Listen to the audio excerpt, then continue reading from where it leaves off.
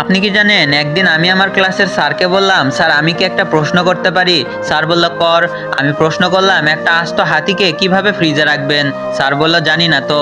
আমি বললাম, খুব সহজ। আগে ফ্রিজটা খুলবেন, তারপর হাতিটাকে সাবধানে ঢুকাবেন, ব্যাস। আরেকটা প্রশ্ন স্যার। স্যার বলল, কি? আমি স্যারকে বললাম, একটা গাধাকে কিভাবে ফ্রিজের ভিতর রাখবেন? স্যার বলল, খুব সহজ। ফ্রিজটা খুলবো, তারপর গাধাটাকে রেখে দিব, ব্যাস। আমি বললাম, হয় নাই স্যার, আগে হাতিটাকে বের করতে হবে, তারপর। স্যার বলল, ও ঠিক আছে। আমি বললাম, স্যার আরেকটা প্রশ্ন।